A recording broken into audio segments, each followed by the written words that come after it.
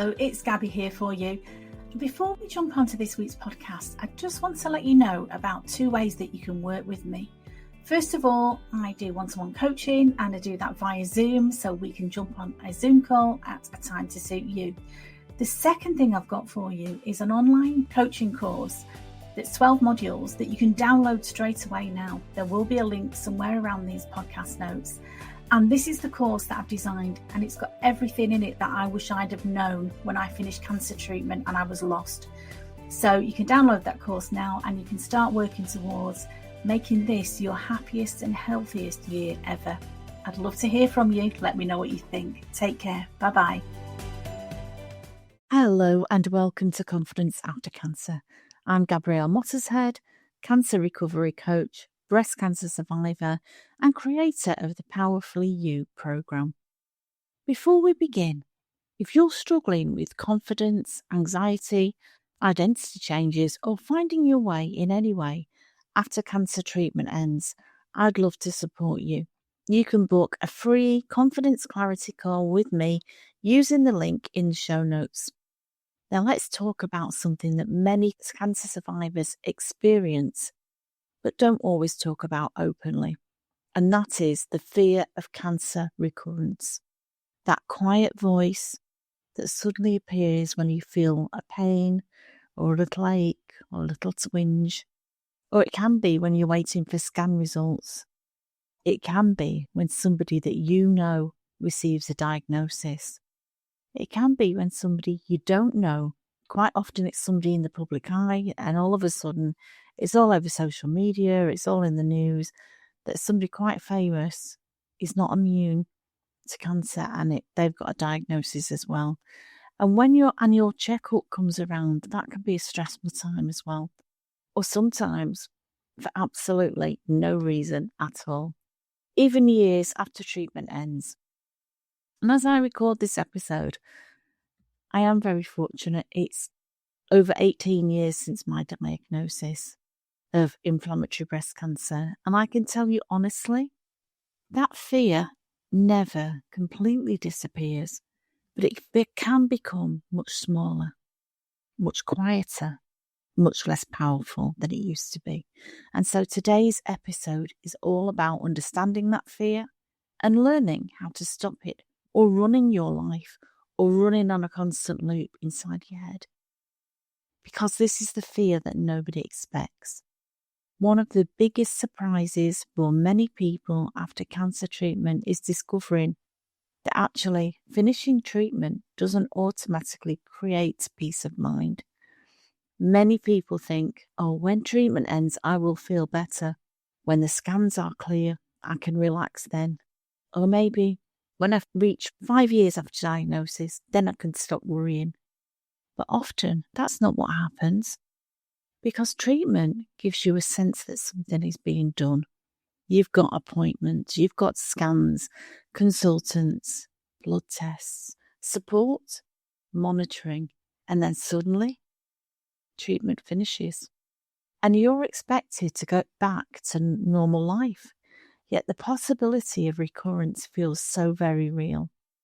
You know more about cancer than you ever wanted to know. You can understand that life can change overnight, and that awareness can feel frightening. And if this is you, you are not alone. Because if you've ever Googled symptoms at 2 a.m, if you've ever felt panic before a scan, if you have ever interpreted every ache and pain as cancer marching through your body again, if you have avoided making future plans, felt anxious before annual checkups, or maybe become hyper aware of your body, please know this. You are not failing. You are not weak. You have a very human response to a life-changing experience. And many survivors find themselves living in a constant state of constant vigilance, always looking for danger, always scanning for signs, always waiting for the next problem. And the challenge is that eventually that fear starts stealing you of the life that you fought so hard to keep. when the fear itself is not the problem, because fear is designed to protect us. It's your body's very clever way of keeping you safe. The problem comes when fear becomes the driver of every decision that you make. When you stop travelling, when you stop planning, when you stop saying yes to things, when you stop dreaming, when you stop living the life you want to live, because you are waiting to find out whether cancer might return. And I see this so often with the women I support privately. They've completed their treatment, they're physically recovering, but emotionally, they're still living as if cancer is controlling every day. And often they don't even realise it. There isn't a magic solution, but there are things that have helped me over the years. Number one, bringing myself back to today. Not 5 years from now, not next year's scan, not a hypothetical future, because today is where life is actually happening. Number two, things that help me is accepting uncertainty. And this is difficult. None of us can guarantee what tomorrow will bring. And cancer survivors simply become more aware of that truth more than anybody else. Number three, things that help me is building a life bigger and better than cancer. A life with goals, purpose, relationships, travel, experiences, growth. A life filled with joy. The more meaningful your life becomes, the less space there is for fear to occupy. Think about that. Number four is learning to separate possibility from probability. Just because something could happen doesn't mean it will happen. And that distinction, getting my head around that distinction changed everything for me. And this is the question I want you to reflect on. Put your hand on your heart and ask yourself very quietly this. How much of your life are you postponing because of a future that hasn't happened? Take a minute to think about that. How much of your life are you postponing because of a future that hasn't happened? It's natural to think of all different scenarios about what could go wrong, what could happen, but what would you do differently if fear wasn't making the decisions? Maybe you'd apply for that promotion, book the holiday, start the business, join the gym, write the book, read the book, start the business, say yes to something exciting. The goal isn't to eliminate fear completely.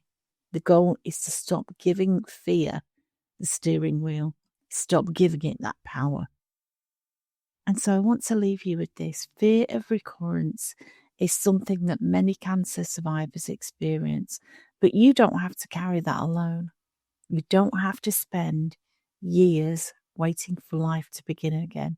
You deserve support, you deserve confidence, and you deserve a future that feels bigger than your fears. So if this episode resonated with you and you would like support rebuilding your confidence and creating a life beyond cancer, I'd love to help you. Book a free confidence clarity call using the link in the show notes, and together we can explore creating a path. We can look at what's keeping you stuck, and we can create a path forward that feels calm, confident, and achievable. Thank you so much for listening, as always. Thank you for listening to Confidence After Cancer. And until next time, please remember you are stronger than you think. You are more capable than you realise. And your future is still waiting for you. Take care, stay safe, and stay safe. Bye-bye.